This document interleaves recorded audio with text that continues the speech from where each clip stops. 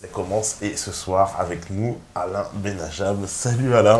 Salut. Bon bah Alain, on va plus te présenter non, aux médias, ça sert plus à j'espère. rien, ils te connaissent tous donc J'espère. on va plus te présenter.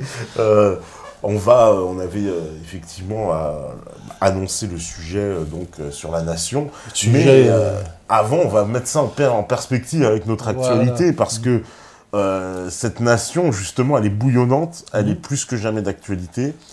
Et elle est peut-être bien même au cœur d'un combat qu'on ne soupçonne pas, en fait, qui est en train de se dérouler en ce moment même. Et alors, vous allez tous, évidemment, vous nous le demandez, tous les soirs, des nouvelles de ce mouvement, Nuit debout, on a beaucoup parlé. On va recevoir, en plus, des représentants de ce mouvement la semaine prochaine, donc ce sera l'occasion de poser toutes les questions. Et peut-être avec Sylvain Baron. Peut-être, je sais pas. On va lui demander. On espère que il sera là, mais... représentants de Nuit debout avec Sylvain Baron, ce serait sympa. Ce serait sympa, c'est une proposition, c'est une idée, pourquoi pas. C'est une idée, s'il nous regarde, c'est une idée tout à fait qui sera intéressante, parce qu'on a su que Sylvain Baron, donc militant de la première heure, UPR, qui n'a rien du tout, ni d'un extrémiste, ni d'un quelconque soupçon, ou je ne sais pas quoi de fascisme qu'on voudrait l'accuser, qui s'est fait visiblement donc jeter une manu militari de la place de la République, semble-t-il, avec des gens armés de couteaux. C'est je sais pas, c'est les témoignages qui sont ressortis de ça, donc je trouve ça assez incroyable. Et ces gens-là donc prétendent qu'ils vont ramener la démocratie, évidemment la paix sociale et tout le grand bonheur pour tous partagé. Alors, tout ça nous ramène au concept de nation finalement, parce que les organisateurs, les gens qui ont voulu dévoyer ce mouvement, ce qu'ils semblent vouloir, c'est d'empêcher toute conjonction entre des nationaux, des gens qui lutteraient pour l'indépendance nationale, et le mouvement social. Parce que si un jour il y a conjonction entre mouvement revendicatif, mouvement social et mouvement national, c'est-à-dire des gens qui réclament l'indépendance de la France et qui estiment que c'est le combat principal, l'indépendance de la France.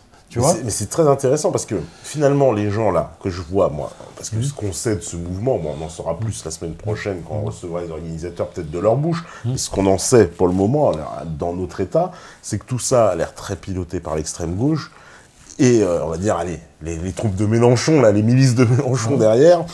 Et ces gens-là, ils ont horreur de la nation. La définition que tu en donnes, ils l'exècrent totalement. Pour eux, c'est le summum de l'horreur, là, ce que tu viens de dire. Ouais, c'est fasciste. C'est fasciste. C'est ce qu'ils prétendent. Ouais. Alors, c'est là où on trouve une conjonction entre l'idéologie gauchiste et l'idéologie impérialiste.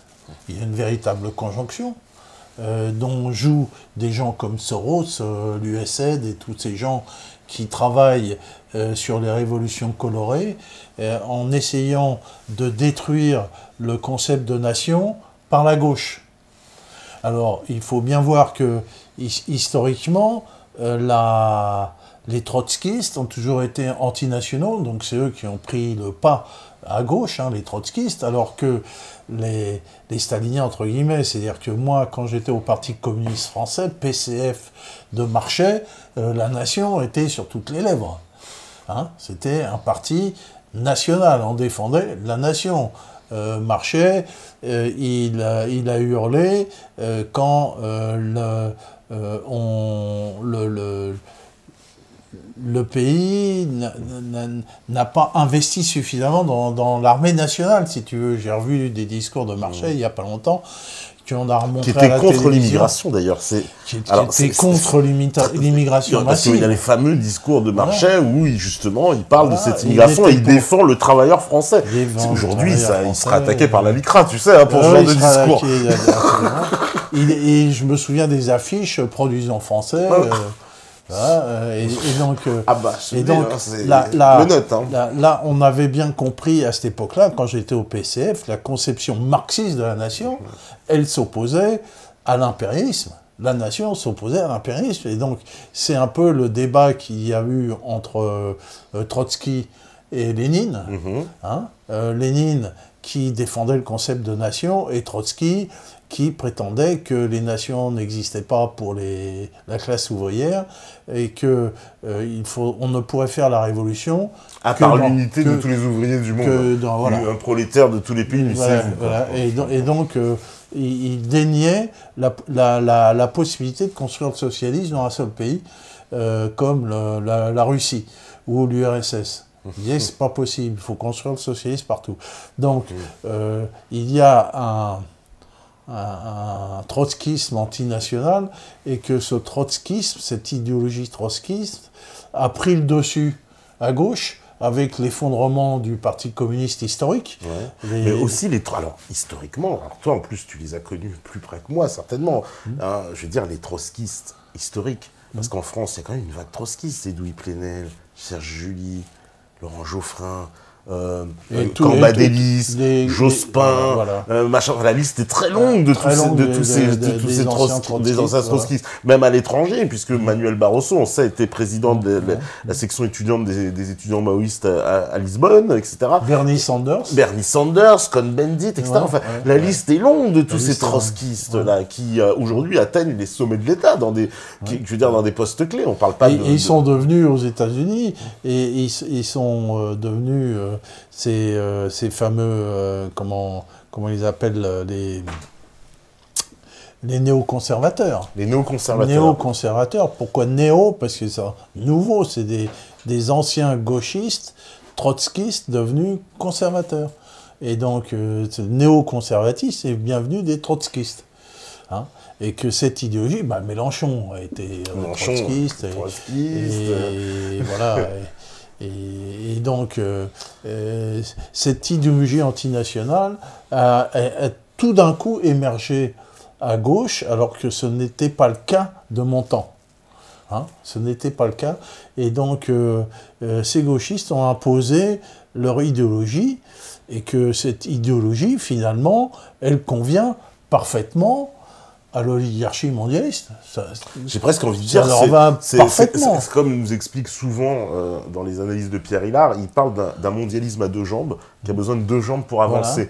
Alors d'un côté, on pourrait dire une espèce de mondialisme de droite, libéral des entreprises, le mondialisme de Pinault et de Lagardère, qui ont besoin du grand marché libéré de partout, avec une seule monnaie tranquille, pour tout le monde. Et puis un mondialisme de gauche, qui se nomme alter-mondialisme d'ailleurs, avec ouvrons les frontières, qui amène l'idéologie, et qui forge en plus l'idéologie mondialiste. Et donc tout ça avance comme ça, comme il dit, sur deux jambes finalement. C'est très bien ficelé. Ça, objectivement, en fait, Besancenot est le meilleur allié de Rockefeller, dans la caricature. Bien sûr. C'est ça, quoi. Il amène l'idéologie, et donc Soros a bien fait la synthèse avec tout ça. Soros, le financier le plus pourri de la planète, qui s'est blindé en jouant sur les monnaies, et donc lui, il a décidé de jouer avec la gauche et les gauchistes, avec sa fondation, je sais pas comment elle s'appelle, l'Open Society. L'Open Society, c'est joli, très beau, c'est ouvert. Et puis l'ex-fondation Einstein et tout le bazar, tout ça c'est joli, ça fait des gens qui vont planter des jardins place de et puis, pour faire la révolution. Pour faire la révolution, donc ils sont très très beaux, mais manque de peau quand on gratte ces gens-là, on voit leurs poings levés, on voit leur expression et leurs références. Parce qu'ils prennent nettement référence sur des mouvements dont on sait qu'ils ont été suscités par les États-Unis, comme le printemps arabe. Tout à fait. Donc ils prennent leurs références. Tout à fait, puisque eux-mêmes, dans leur définition, ce que souligne Thierry Messon dans un article, qui vient de paraître, vous pouvez le retrouver aussi sur le site de Méta TV, il explique clairement, il dit, ils se définissent eux-mêmes comme ce mouvement n'a pas commencé par nous, ne finira pas par nous. Voilà. Donc il dit, la première question qui vient, doit-il commencer alors si c'est pas en France, parce qu'avant on n'avait pas vu ça en France. Ah bon, maintenant... Alors, c'est un peu curieux qu'ils avouent ça, parce que je suis un peu étonné. Donc, peut-être qu'ils savent qu'on n'existe pas, qu'il n'y a pas Thierry Messant qui va gratter partout, qu'il n'y a pas nous, les complotistes, qui vont aller chercher la petite bête partout. Et ils vont les dénoncer tout de suite. Ils ont ce bon argument du complotiste. C'est-à-dire que quand bien même, je pense que tu irais expliquer aux gens que, bon, on a quand même sous les yeux, voilà, des éléments pour bien voir que tout ça n'est pas sorti, on va dire, des fagots. J'en parlais d'ailleurs, voilà, tout à l'heure encore avec Steph, où on se disait, attends, le truc à peine sorti, pareil, le premier jour, c'était 150, il y avait déjà tous les médias qui étaient là. Donc, comment ça, les médias? Il y avait Le Monde, machin, Canal+, iTélé, il y avait 150 pelés, des manifestations à 150 pelés, on en a vu d'autres. Donc on a bien... Moi, ce qui m'a perturbé, si tu veux, dans cette opération, c'est de voir l'engouement médiatique à très haut niveau et tout de suite les gens qui s'accaparent, tu vois, tu vois, on en parle. Stands, les merguez, les stands, les merguez... Voilà, les jardins, les cours de tango. Oui, j'ai vu, ils s'expriment, tu sais, avec les trucs comme ça. Vous êtes d'accord? Oui, oui, oui. On est d'accord. Oui, ça risque pas de très loin. Voilà. Et donc, la mésaventure, alors ce qu'a fait Sylvain Baron est extrêmement intéressant et on ne peut que le féliciter de son courage parce que il a démontré par A plus B que tout ça, c'était du bidon. Hein, parce que, bon, Sylvain Baron est un peu connu, mais c'est pas, bien sûr, pas une très très grande vedette non plus. Ben, il a suffi qu'il pointe son nez pour qu'il soit viré, puis il est retourné plusieurs fois. Tu comprends, hein? Et il a été viré plusieurs fois, Manu Militari, en dépit de ce que j'ai pu écrire sur Facebook en dénonçant ces gens-là. Hein, et en plus, cette dénonciation a fait quand même une traînée de poudre sur bien sûr. Hein, tout ça a repris. Il y a des gens, qui défendaient. Moi, au début, je me suis fait un peu engueuler, hein, en dénigrant un peu le oui, parce que on t'a dit regarde pour une fois que ça bouge, etc. Au début tu sais pas trop, t'es en train de dénigrer, forcément, je peux comprendre. Et puis j'ai ma grande copine Ariane Walter qui était tout à fait enthousiaste et tout. Alors, elle m'a pas engueulé parce qu'on est bien potes. Mais à un moment donné, elle a dû se dire, tiens, ce mec-là qui déconne, mais hop, elle est quand même venue sur ma position, hein, et voilà, moi, quand j'ai commencé, le premier truc qui m'a... J'ai tiqué tout de suite quand Sylvain Baron a dit « Je me suis fait virer par les Antifa ». Alors là, j'ai dit « Antifa, ça veut dire que c'est mort. C'est signé. C'était signé, tamponné, terminé. » Voilà. Mais pourquoi alors? Tiens, ça aussi, toi, tu pourrais nous éclairer un peu là-dessus. Pourquoi est-ce qu'en France, systématiquement, depuis maintenant, allez... on va dire, ça fait peut-être 20 ou 30 ans qu'on voit ça, c'est-à-dire dès qu'il y a un mouvement de contestation dans ce pays, il est immédiatement récupéré, phagocyté par les mouvements d'extrême gauche qui pilotent. Alors qu'ils ne sont pas, des fois, même quand ils ne sont pas l'origine d'un mouvement, parce qu'ils ne sont pas des fois forcément l'origine des mouvements. Alors, c'est une bonne question, je te remercie de me la poser, mais parce que c'est vraiment une excellente question, et c'est très très bien ici qu'on se pose cette question-là. C'est la question cruciale. Ma réponse, c'est justement l'oligarchie, le régime, on l'appelle le régime fantoche, et l'oligarchie, hein, leur terreur, c'est la conjonction justement entre le mouvement national et le mouvement revendicatif. C'est ça la terreur. Hein, voilà, c'est quand les deux auront une conjonction, ceux qui combattent la loi El Khomri et ceux qui sont pour la sortie de l'OTAN, de l'Union européenne et le retour au franc avec des drapeaux tricolores, quand il y aura conjonction entre les deux, et quand sur la place de la République, on pourra accueillir Asselineau, Chouard, il a été admis, le général Tauzin, par exemple. Chouard, on m'a dit qu'il ne voulait pas de lui, hein. Je ne sais pas s'il a été admis, Chouard. Hein. Ah bon? J'ai lu un truc, on me disait que Chouard, il a été refusé. Il a été refusé, Chouard. Il n'y a pas plus gentil que lui. Le fils d'Himmler, attends. Le fils d'Himmler, Chouard, c'est n'importe quoi. Mais même Tauzin, si tu veux, t'as Tauzin. Tauzin, ouais. Ouais. Lui, c'est un militaire. Les Antifa, par contre, ils vont peut-être Peut-être pas gazé non plus avec Tauzin. La position de Tauzin, elle est pas mal, tu sais. J'ai rencontré Tauzin il y a plusieurs années, au moment du Rwanda. Oui. Général qui dénonce d'ailleurs toute la manipulation des anglo-saxons sur le Rwanda. Non, il la dénonce après m'avoir rencontré. Avant m'avoir rencontré, alors explique-nous. Il ne savait pas que c'était la manip des anglo-saxons. Ah ouais, d'accord. Ah bah non. Non, c'est moi qui ai expliqué. Il est tombé de l'armoire. Lui, il se demandait, tiens, mais pourquoi on m'a... Même chez lui, sa propre fille lui a dit, mais papa, pourquoi t'es devenu nazi et pourquoi t'as fait un génocide? Tu vois, un peu, c'est dur, tu vois. Voilà. Et lui, il a été obligé de se battre pour dire, non seulement j'ai pas fait un génocide, mais j'ai tout fait pour qu'il n'existe pas. Et que c'est les autres en face, de Kagame et les anglo-saxons, les Israéliens, qui ont fait ça. Moi, non. Moi, on m'a demandé de repousser l'attaque des rebelles, et on m'a donné qu'une poignée d'hommes, mais j'ai tellement bien fait que je les ai repoussés, que c'était inattendu, et dès qu'il a repoussé les rebelles, on lui a dit « Ah non, arrête tout, tu plies tes bagages, tu rentres. Ouais. » Tu vois, donc c'était bien. Et après, il y a eu le vrai, d'ailleurs, génocide, parce qu'il y a eu 2 génocides au Rwanda, ce qu'on oublie souvent. Il y a eu le premier génocide contre les Tutsis, puis le deuxième génocide quand les Tutsis et Kagame ont repris le pouvoir contre les Hutus. Il y a eu un deuxième génocide beaucoup plus important. Mais on n'en parle jamais. Voilà. Et donc on sait que tout ça, c'est la guerre du coltan. D'ailleurs, j'en avais parlé avec Tauzin à l'époque, et il était pas encore au fait des choses, la guerre du coltan. Il faut dire que le coltan, coûte plus cher que l'or, si tu veux. Le coltan, si tu veux, c'est du minerai de cobalt dont on fait des condensateurs la haute technologie, visiblement les portables, les téléphones et tout ça.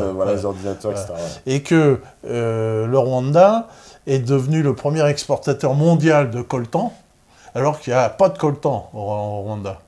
Il n'y en a pas. Donc il vient du Congo. Voilà. Qui se fait piller au passage, d'ailleurs. Et que les politiciens français se sont retrouvés titulaires de parts de mines de coltan, bien entendu, si tu veux. Tu vois, les politiciens français ont été complices de tout ça. C'est les politiciens qui ont dit à Tauzin, non, tu remballes tes clous et tu rentres, tu laisses-les. Et en plus, il devait porter le chapeau au retour pour lui, et en plus, on y a fait porter le sombrero. Les Français sont partis faire un génocide là-bas. Donc il les a eu plus lourds, et c'est pour ça qu'il se lance dans la politique, parce que c'est un peu aussi une vengeance. D'accord. Et les rumeurs qui font état, parce que moi j'ai vu des vidéos, par exemple, même j'ai vu une vidéo de Stan Mayo où il met en cause le général Tauzin, tu l'as vu, non? Il parle du général Tauzin dans des termes peu élogieux, comme étant l'homme qui va fomenter un coup d'État en France, qui est là pour amener la guerre civile en France. Stan Mayo qui fait une vidéo sur ce général Tauzin. Mais non, mais qui c'est qui rapporte ça? Stan Mayo. Ah! Sur le général Tauzin, qui dit qu'il est là pour organiser une guerre civile en France. C'est pas... C'est à moi qui... Toi qui le connais, alors, je sais pas. Je le connais un peu. C'est infondé, mais non. D'abord, c'est pas du style des généraux français de fomenter des coups d'État. Et c'est pas son style. Non. Lui, en fait, il veut profiter de sa stature de général pour dire il faut recourir à l'indépendance de la France. Oui, c'est ça, il a l'air attaché, c'est ça. Voilà, lui, et puis en plus, il a été au cœur de la machine, donc il peut en parler en plus de il le dit, nous, on veut recourir à notre indépendance, puis c'est marre, et puis point à la ligne, quoi. On n'est plus indépendant. Voilà. Et il compte aller au bout, tu penses, il peut se compter avec son présidentiel, si j'ai compris. Là, il est bien parti. Oui, d'accord. Il est bien parti. Donc finalement, les nouvelles règles vont empêcher ces gens-là, comme Asselineau, comme tous ces gens qui se présentent, qui ont une chance, quelque part, énorme dans cette prochaine élection, où les gens sont un peu fatigués de tous ces dirigeants. Et ils veulent absolument le danger pour l'oligarchie, c'est bien cette nation, cette concept de nation. Justement, pour recentrer un peu, parce que par rapport à ma question, pour résumer ce que tu as expliqué, donc qui est très important, si effectivement...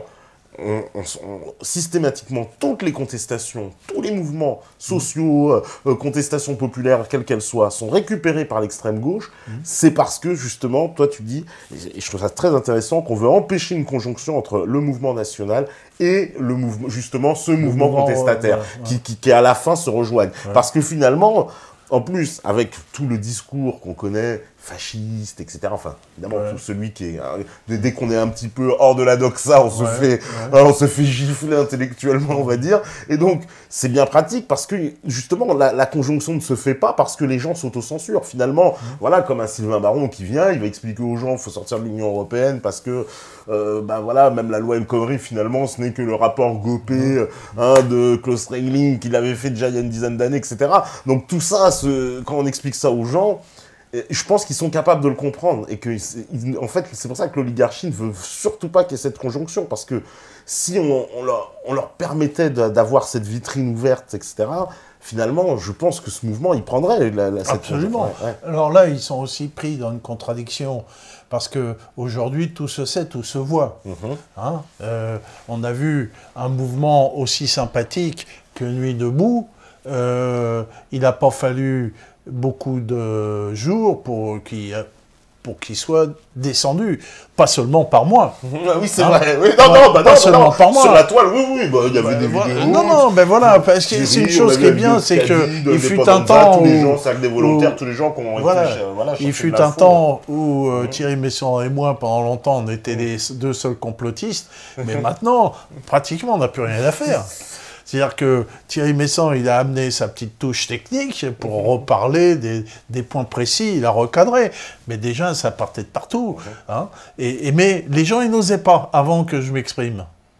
Ils n'osaient pas trop, puisqu'ils avaient peur de se faire engueuler par les autres. Moi, je me suis fait un peu engueuler, mais voilà. Puis il y en a qui m'ont dit « Ah ouais, quand même, moi, j'étais d'accord avec vous, je pensais comme vous, mais je n'osais pas, tu vois. » Et donc, là, c'est parti. Et puis, quand Thierry, il a rappelé le point de vue des organisateurs de Nuit debout était le même que celui des Révolutions colorées, donc que eux-mêmes faisaient référence à ça. C'est même pas nous qui l'avons inventé. C'est eux-mêmes qui ont fait référence à ça. Et que Sylvain Baron, viré à coups de pompe dans les fesses par les gros bras des Antifa. Dont la cheftaine, c'est une femme, il m'a dit, Sylvain. Il y a des féministes, des féministes, voire des clitos. D'ailleurs, il paraît, c'est ce que j'ai vu dans une autre vidéo, c'est la vidéo de Franck Bruxet, qui dit que, je crois que ça n'apparaît pas dans le procès verbal général de cette décision d'avoir viré Sylvain Baron. Parce qu'en plus, ils l'ont viré, puis après, ils ont voté. C'est assez savoureux d'ailleurs. Justement, on vous vire, puis après on vote pour savoir si on vous vire ou pas. Bon, les mecs, c'est la démocratie. Voilà leur contradiction, parce que tout est pris dans la contradiction. Des gens qui disent, voilà, nous, c'est la démocratie, tout le monde peut s'exprimer, mais qui sont les plus antidémocratiques qui puissent exister. Mais ça se voit, ça se sait, ça se répand sur la toile. Si tu veux, on leur met le nez dans le caca tout de suite. Et puis là, ce soir, on explique la contradiction principale. La contradiction principale, bon, moi je suis plus marxiste, mais je suis marxien, donc j'ai étudié Marx, puisque j'étais à l'école centrale du Parti communiste, moi monsieur, attention, j'étais quand même. Et donc, si tu veux, on parlait en termes marxistes de contradiction principale et contradiction secondaire. Et selon la doxa marxiste, si tu veux, la contradiction principale est entre le capital et le travail. Alors, ok, je veux bien, mais là on reparle du film, tu sais, des Merci patron. Et donc, la dérision, enfin la lutte contre les patrons. Mais moi, je suis désolé, s'il y a contradiction entre le capital et le travail, il n'y a pas contradiction entre des employeurs et les employés.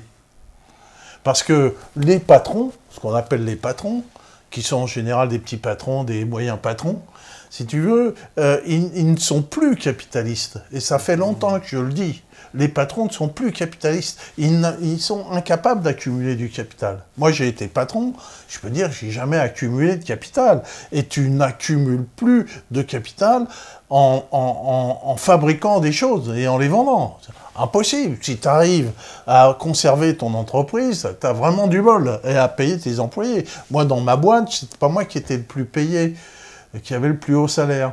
Voilà. Donc quand on dit merci patron, là encore, par ce film, on botte en touche. Quand je vais dire ça, je vais me faire... je vais recevoir des claques. Ouais. Mais ouais, moi, je suis désolé. Ouais. Il ne pointe pas le véritable... Parce qu'en fait, lui... Jamais le gauchiste, il va taper toujours à côté. Ouais, parce il va ramener à côté. Il ramène, en fait, pour lui. Il met sur le même plan, en fait, le petit patron de la petite PME, voilà, avec Monsieur Bouygues, qui est multinational. Voilà. Alors qu'en vérité, finalement, est-ce que le système que nous, prétendument capitaliste, dans lequel on vit, n'est pas plutôt un espèce de mix ou une espèce de métissage, une espèce de, on va dire une espèce de mélange en tout cas entre justement quelque chose qui est plutôt proche d'un communisme d'État ou en tout cas d'un communisme capitalisé, on pourrait dire. C'est-à-dire avec des grandes sociétés monopolistiques. C'est l'inverse justement du libéral capitaliste, comme tu dis, du patron qui essaye de s'enrichir et plutôt des grandes entreprises qui s'accaparent tout un marché. Encore une très bonne question. Décidément, t'as des bonnes questions aujourd'hui. Alors, effectivement, encore un de mes dadas, c'est de dire que le capitalisme est antilibéral, par essence. Par essence. Alors, pourquoi? Moi, je suis patron, j'ai un concurrent. Moi, mon concurrent, je veux le tuer. T'as la haine contre ton concurrent. Ce que tu veux, c'est être tout seul, toi, à vendre ton truc. Hein, ça, c'est naturel. Et vers quoi tend le capitalisme? Le capitalisme tend naturellement vers le monopolisme. Le monopolisme qui est la contradiction totale de la libre entreprise. Donc, le capitalisme est contre la libre entreprise. Le capitalisme est antilibéral. L'essence du capitalisme, c'est d'arriver à une étatisation. Parce que quand il y avait un parti communiste, qui jouait son rôle. Maintenant, ce n'est pas des abrutis qui méritent ce nom. Donc, les communistes avaient mis au point un terme qui s'appelait le capitalisme monopoliste d'État. Et je regrette que ce terme ait disparu. Capitalisme monopoliste d'État. C'est-à-dire que l'État, le capitalisme devient étatiste. L'étatisme et le capitalisme font bon ménage. Mais le libéralisme et le capitalisme font pas bon ménage. Ils font pas du tout bon ménage. Quand tu achètes un PC et que tu es obligé d'acheter Windows avec, tu vois bien que c'est pas de la libre entreprise. Ah oui, c'est ça, oui, voilà. Hein? Ouais. Voilà. Que des marques de téléphone, il y en a 3-4. Avant, des bagnoles en France, il y avait plein de marques. Maintenant, il n'y en a plus que 2. Et puis voilà. Puis les moteurs sont les mêmes. Et ça commence à être comme ça dans tous les secteurs. Voilà. Il y a une espèce de comment on appelle ça, on parle de trust chez les Américains, mais de regroupement comme ça. Donc, c'est regroupement d'entreprises par secteur. Et on n'a que... Finalement, au final, dans un secteur, on va retrouver une ou deux entreprises, c'est tout. C'est l'inverse même, justement, de la concurrence, on voit donc capitalisme monopolisé d'État. On va arriver à un autre concept auquel nous avons souvent parlé ici, c'est l'impérialisme. Oui. Capitalisme monopolisé d'État qui tourne en impérialisme. C'est Compagnie des Indes, c'est pas nouveau. C'est-à-dire que c'est quand il y a une conjonction entre un État et des intérêts privés. Mais des intérêts privés liés à l'État, comme un complexe militaro-industriel, comme... Ce qu'on voit avec le pétrole, les sociétés pétrolières. Le pétrole, comme l'uranium, et puis on a vu la guerre du coltan, donc il y a des guerres d'État qui sont là pour s'accaparer des richesses, si tu veux. Donc on voit que ce capitalisme-là n'a rien à voir avec le petit patron, rien à voir avec la libre entreprise, rien à voir avec le libéralisme. C'est-à-dire que tout le langage gauchiste, il est faussé, il est faux. ils te racontent que des conneries, de A à Z, si tu veux. Hein, eux, ils parlent de libéralisme, je veux dire quoi. T'as les États-Unis, c'est libéral les États-Unis. Non mais t'as vu du libéralisme aux États-Unis? Jamais vu. Jamais vu. D'ailleurs, en anglais, être libéral, ça veut dire être de gauche. Oui, c'est vrai chez les Anglais. Pour eux, donc c'est chez les petits cons français que c'est devenu cette connotation. Alors, donc on voit que tout ramène à la nation. Donc, pour moi, la contradiction principale aujourd'hui, en tant que marxiste, je ne sais pas s'il y a des marxistes qui me regardent, elle est entre la nation et le mondialisme. Parce que la nation, c'est la loi et la protection. La nation, ça nous crée des lois de protection, hein, de l'égalité. C'est-à-dire que l'exploitation d'une entreprise se fait selon des règles, avec des lois sociales, dont celle d'El Khomri qui veut virer, c'est normal, hein, on veut virer les lois sociales. Donc en virant les lois sociales, on brise la nation. C'est nos lois sociales de notre nation, et pendant des années, ça a bien fonctionné comme ça. On a eu les 30 Glorieuses, moi je les ai connues, et que ça a bien fonctionné comme ça. Donc, depuis qu'on a brisé notre nation, tout le monde peut voir que ça va mal. Par contre, du côté des capitalistes, ça va très très bien. Ils n'ont jamais fait autant de bénéfices. Ben voilà. Donc, la contradiction principale, c'est bien entre la nation et le mondialisme antinational. Et donc, les gauchistes sont bien nos ennemis. Je suis désolé. Ce sont bien eux, ils sont du côté de l'ennemi. L'ennemi, c'est pas la droite, c'est pas la gauche. Il y a ceux qui sont pour la nation, ceux qui sont pour la nation sont pour la régulation anticapitaliste, hein, contre le mondialisme, contre la finance internationale, contre la dette. Ça, ce sont les nationaux. Hein. Et les autres, ils disent merci patron, ils font des marionnettes, ils tapent à côté, et voilà. Et parce donc, parce que là, j'ai le droit d'être sévère ce mais soir. comment il y a eu... pas de souci. Justement, comment il y a eu ce basculement, à un moment donné, de cette gauche qui... Parce que si je reprends l'historique, en gros, le Parti communiste, il participe au CNR, activement à la résistance, à la libération de la France dans la Seconde Guerre mondiale. À partir de là, effectivement, comme tu nous le dis, ce Parti communiste, structurellement, il se bat pour la nation. Moi, je me rappelle aussi d'affiches du Parti communiste des années 50 où on voit une pieuvre sur la France et non à l'américanisation de la France, etc. Voilà. Donc, chose qu'aujourd'hui, on n'y penserait même pas. Mais voilà. Donc ça, c'est le Parti communiste des années 50. On voit que ça perdure jusqu'à quasiment Georges Marchais, donc les débuts des années 90, et tout ça s'effondre complètement. Alors, moi, je peux expliquer ça parce que vous avez la chance, chers auditeurs, que moi, j'ai vécu ça en temps réel. Bah justement, c'est pour ça. Et j'ai vécu ça dans une position de direction moyenne du parti, puisque j'étais secrétaire de section, secrétaire d'arrondissement dans le 10e. Hein. Donc, je participais aux conférences fédérales. Et donc, j'ai vécu ça.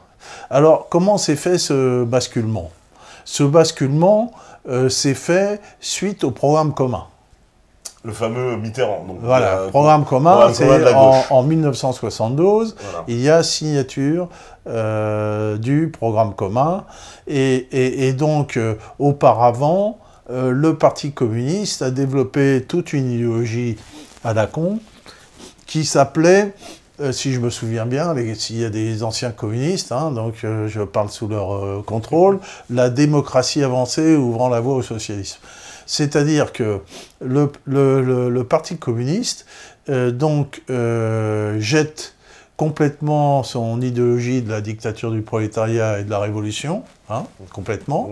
Donc on ne parle plus de ça, et on se dit que l'on va réformer la société, donc il ne s'agit plus de révolution, réformer la société avec nos amis socialistes. Parce qu'il y avait encore dans l'idée des communistes que les socialistes, ils avaient encore dans l'idée le congrès de Tours, tu sais, de 1920, où la création du Parti socialiste, pas création du Parti socialiste, mais du Parti communiste, qui sort du Parti socialiste. Donc d'un côté, il y a toujours la SFIO, section française de l'Internationale ouvrière, la deuxième internationale, et de l'autre côté, Parti communiste SFIC, section française de l'Internationale communiste, créée par Lénine, hein, le Comintern, et donc l'adhésion au mode léniniste d'un parti révolutionnaire. Donc, il y avait toujours cette idée qu'on va refaire l'union de la classe ouvrière et relier le Parti socialiste et le Parti communiste. Et dans l'idée des communistes de l'époque, le Parti socialiste ne représentait plus rien au niveau électoral. Si tu veux, Duclos, en 69, avait fait 21% aux élections, et les SOS, ils avaient fait 5%. Hein. Donc on s'est dit, tiens, on va prendre le dessus sur le Parti socialiste. Alors donc c'est créé, avec cette union de la gauche, finalement, une dilution des idées du Parti communiste dans le Parti socialiste. C'est bien le Parti socialiste qui a pris le dessus. Et il a pris le dessus, comment? Parce que des gens qui adhéraient au Parti communiste après 1972 adhéraient dans un parti de gauche. Non plus, c'était la gauche. On parlait plus de Parti communiste après 72. On parlait de la gauche.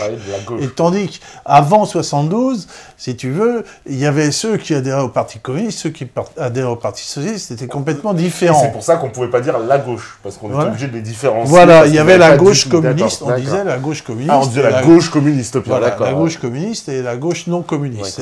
C'était la phraséologie de l'époque. Et après, on partait de la gauche. Mais donc, les gens, la gauche, c'était la gauche, donc finalement la gauche. Et petit à petit, si tu veux, le prolétariat au sein du Parti communiste a fondu, beaucoup sont partis, les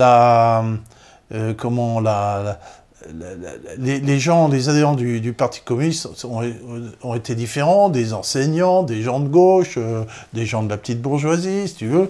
Le prolétariat a fondu complètement, en même temps que les effectifs du parti. Si tu veux, les prolétaires, ils étaient plus chez eux, quoi, au Parti communiste. D'accord, tu vois, hein? Et donc, le Parti communiste, petit à petit, en fondant, il a perdu sa substantifique moelle prolétarienne. Est-ce qu'il n'y a pas aussi, juste pour compléter ce que tu dis, oui, on va dire que la situation aussi, on va dire la transformation économique de la France fait que cette classe ouvrière aussi elle disparaît du paysage, puisqu'on en voie de tertiarisation, etc. Alors, la classe ouvrière n'a pas réellement disparu, oui, voilà, mais elle est devenue immigrée. Voilà, d'accord. Elle est devenue immigrée.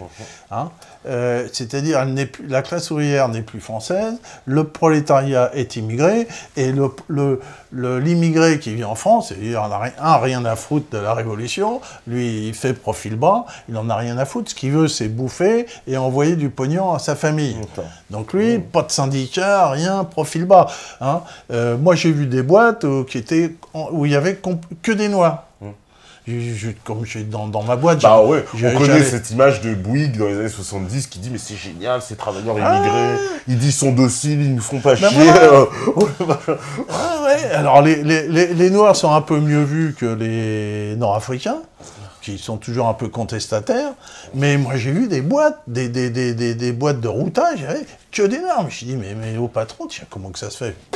Impeccable, pas de syndicat, pas de... rien. Il n'y a plus de contestation sociale. Rien, les mecs ils bossent, ils obéissent, nickel chrome. Tu vois, voilà. Donc, effectivement, le prolétariat change de nature, c'est pour ça que on revient au flux migratoire. Tu vois, eux, ils adorent ça. Ils veulent. Bah, clairement, on va être clair. Ah, voilà. Les flux migratoires, on va dire qu'il y a une continuité un peu de droite-gauche, puisqu'il y a des lois aussi quand même de droite qui ont soutenu. Mais la gauche a clairement soutenu l'immigration massive depuis les années 70. Là, on voit dans Nuit... enfin, tout au moins, le Parti socialiste. Nuit debout, c'était aussi l'accueil des migrants. L'accueil des migrants, allons-y, les migrants, toujours les migrants. Allons-y, voilà. Et donc la gauche a petit à petit, mais rapidement, je l'ai connu, perdu son aspect national, complètement, hein, pour devenir que... Pour s'aplatir devant les idées trotskistes, il faut bien dire ce qui est, quoi. hein, s'aplatir. Et donc, aujourd'hui, il y a un pseudo-parti communiste qui n'a absolument rien à voir, ni de près ni de loin, avec celui que j'ai connu. Je dis bien ni de près ni de loin. C'est zéro, aucun rapport. Ce n'est pas le même. Hein. Moi, quand j'ai adhéré au Parti communiste en 1963,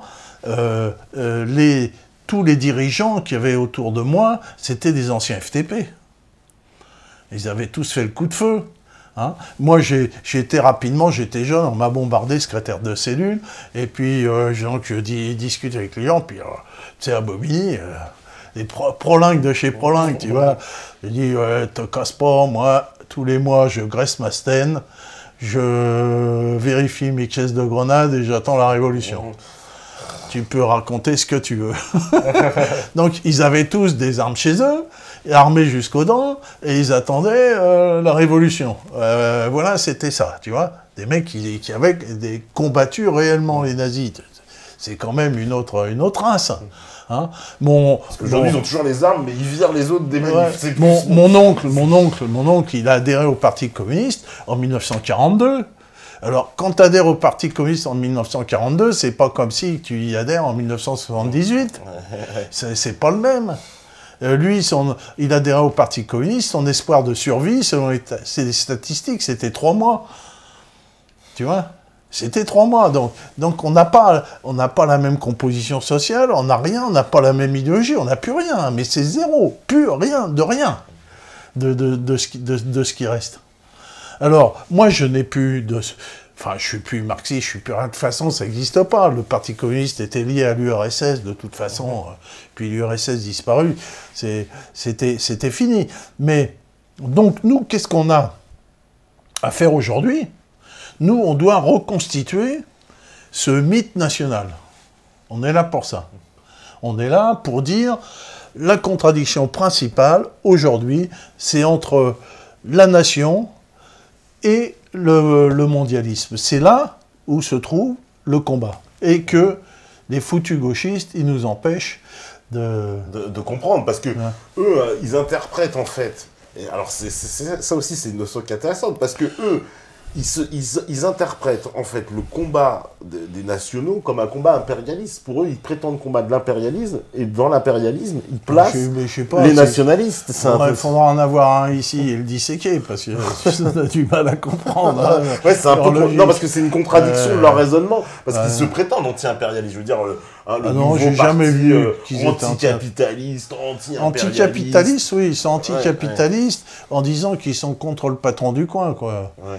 Voilà, mais c'est pas être anti-capitaliste. Sauf quand c'est le patron pote, hein, parce que moi j'ai vu Besancenot face à Kouchen, on lui dit oui, vous taxez les hauts salaires, il dit ah oui, mais tous ceux qui gagnent plus de 15 000 euros par mois, moi je taxe tout, machin, etc.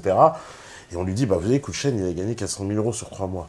Ah ouais, mais bon, c'est pas pareil, c'est un rappeur, il exploite que les cartes. Bon, aujourd'hui, le capitalisme est mondialisé, hein, et l'accumulation du capital, ça fait essentiellement sur la dette. Voilà, sur la dette. Et alors, si nous, on veut échapper au capitalisme, il faut échapper à la dette. Et si tu veux échapper à la dette, il faut virer l'euro. Il faut reprendre sa souveraineté monétaire. En fait, quelle que soit l'équation, on en revient.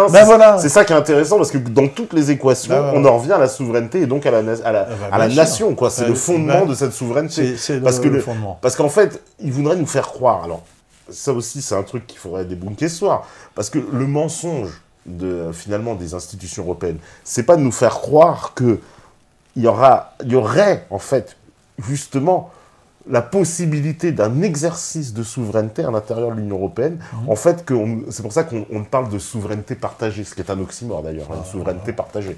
Parce qu'une souveraineté entière, on ne l'est pas, enfin, c'est une souveraineté partagée. Rien que le terme devrait nous interpeller. Oui, on parlait de souveraineté limitée. Souveraineté limitée. Dans l'Empire soviétique. Ouais. Donc tout ça devrait nous interpeller finalement, parce que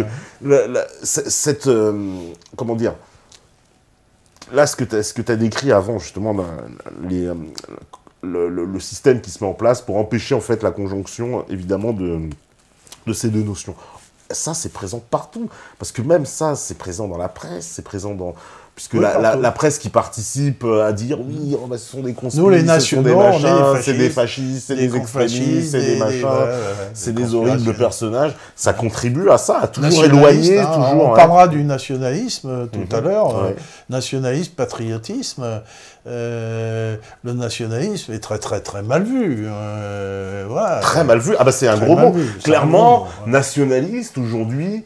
On pourrait dire que c'est un mot qui équivaut à fasciste, sans problème, c'est-à-dire équivaut à quelqu'un d'horrible, qui cherche... Nationaliste français, tu peux dire français, nationaliste algérien. Alors là, ou palestinien. Nationaliste palestinien, ça c'est bien parce que les Palestiniens, on leur exacerbe un nationalisme qui n'existe pas, on voudrait justement leur donner ce nationalisme. En revanche, en France, il ne faut pas l'exprimer. Alors qu'on on l'exprime pour le donner à des autres. C'est un peu aussi, ça aussi, c'est contradiction de la... voilà pourquoi ces affreux gauchistes, c'est l'ennemi. Moi, je suis désolé. Pour moi, c'est pas, j'ai rien à foutre avec ces gens-là. Voilà, c'est tout. Donc, il faut les battre. Il faut les battre politiquement. Et les battre politiquement, c'est au travers de notre expression, c'est les dénoncer. Alors dénoncer ces putains d'antifa, ça, voilà. On va s'y attacher avec Thierry Messant, on va les gratter, on va les voir, et aller, on va remonter jusqu'à Soros. Ouais, bien sûr. Déjà, il y a Soros à l'époque, ça fait plusieurs années, tu connais l'article d'Asselineau sur Ornella Guillet, qui avait démontré parfaitement les liaisons qui existent entre les groupes, on va dire, puisque cette dame est invitée à l'ambassade américaine par des hauts responsables, voilà, les accointances, en fait, à ce niveau-là, entre, vous voyez, ces prétendus antifa anticapitalistes, et tout d'un coup, j'ai envie de dire, les papes mondiaux, les représentants du capitalisme mondial. C'est quand même extraordinaire, quoi. Il faut les dénoncer, petit à petit.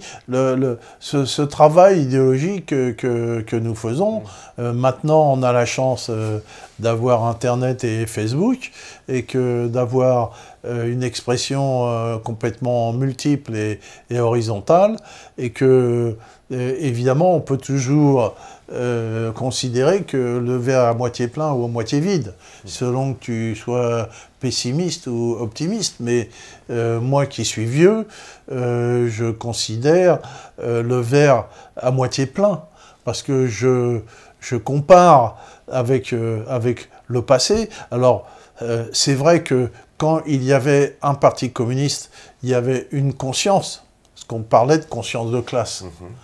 Conscience de classe, c'est-à-dire un ouvrier, il avait une conscience de classe, il savait de quel côté il était. Quand on faisait une manifestation contre l'impérialisme et pour la paix au Vietnam, les ouvriers descendaient. Ils descendaient, ils ne descendaient pas dans la rue que pour les salaires. Ils descendaient pour combattre l'impérialisme, et par conscience de classe. Et donc, aujourd'hui, cette conscience de classe n'existait plus, puisque donc il n'y a plus de classe ouvrière autonome française, elle n'existe plus. Pour les raisons qu'on a expliquées. Pour les raisons qu'on a expliquées. Et qu'il n'y a pas donc ce réflexe. Le petit bourgeois qui habite dans son appartement, qui coûte 1 ou 2 000 briques à Paris... Parce que c'est beaucoup ce public-là aujourd'hui, ce public de contestation qu'on voit, c'est quand même petits bobos de gauche, comme on dit, vive les migrants, etc. Enfin bon, mais qui ne semblent pas avoir d'être bien structurés politiquement. On l'a vu, la petite nénette là, des lycéens, là. Comment elle s'appelle? Elle était mignonne. Voilà, tu vois. Bien, avec son accent du 16e, en train de diriger les foules. Bon, voilà, comme disent certains, le mec de l'UNEF, il finira ministre. Il finira ministre, oui. Voilà, on avait vu de toute façon Julliard, lui. Ils finissent dans leur classe, comme Cohn-Bendit, comme tous ces gens-là. Et donc, il n'y a plus de conscience de classe. Et alors, comme il n'y a plus de conscience de classe, il n'y a plus de notion nationaliste de gauche, ça n'existe plus. Il n'y a plus que du nationalisme de droite. C'est pour ça qu'aujourd'hui, nos alliés sont des gens qui étaient à droite. D'accord. Tu vois, qui étaient à droite, qui ont toujours été à droite. Pour moi, qui ai toujours été à gauche, et communiste, je suis une minorité dans les organisations. Par exemple, on prend Novopol. dans l'organisation Novopol, qui a, on en a souvent parlé ici, une organisation de solidarité envers les peuples du Donbass. Les peuples du Donbass, voilà. Hein, les peuples du Donbass. Quand tu vois au Donbass, tu vois les mecs avec les drapeaux rouges, fusillent le marteau, vive l'URSS, etc. Bon. Pas des gens qui sont à droite. Et ils disent, nous, on combat le fascisme, les gens du Donbass. Et en face de ces gens du Donbass, il y a des vrais nazis. Ils ont les gars de Pravi Sector et compagnie. Des vrais, c'est pas des faux. C'est des vrais, ils rigolent pas. Nous, on est nazis. Les saluts romains et... Ah voilà, on est des vrais nazis. Et donc, moi, en tant qu'ancien communiste, naturellement, je suis venu pour aider ces gens, mais qu'est-ce que je retrouve des anciens du GUD, comme mon ami André Chanclus, salut André, et que des mecs qui étaient des nationaux, et qui étaient avec Troisième Voie. Tous ceux qui étaient combattre, ils étaient avec Troisième Voie. Je me suis rabiboché avec mon neveu, qui a toujours été dans les mouvements nationalistes. Et autour de moi, il n'y a que des gens qui étaient à droite et qui, eux, ont toujours été des nationaux, qui ont toujours défendu la nation, si tu veux, mais côté droite. Moi, je la défendais côté gauche. Mais moi, je suis vieux, et je la défends côté gauche parce que je suis vieux, parce que des mecs mes camarades, ils n'existent plus, quoi, ou ils sont morts, ou ils ont été dilués. Donc il y a cette conjonction, d'ailleurs, c'est une conjonction que certains appellent le national-bolchevisme, c'est marrant, ouais. Mais bon, il s'est fait cette conjonction, et pourquoi moi, donc, mes meilleurs amis politiques, c'est des gens qui se situent à droite, et bon, souvent ça aide pas, parce qu'on me dit, bah tu vois que t'es fasciste. Oui. Ah bah oui, mais j'ai dit, mais qu'est-ce que tu veux, c'est comme ça. Hein, voilà la problématique qui se pose au niveau de la nation. Alors justement, on va parler de la nation peut-être après la pause. Oui, bien sûr. Hein, là, on parlera de l'histoire de la nation, parce que le mot nation est un mot qui recoupe des réalités différentes. Hein. On va dire qu'il y a plusieurs conceptions de la nation. En gros, il y en a deux grandes dans le monde. Hein. Il y a celle de l'idéologie allemande et celle de l'idéologie française. D'accord. Voilà.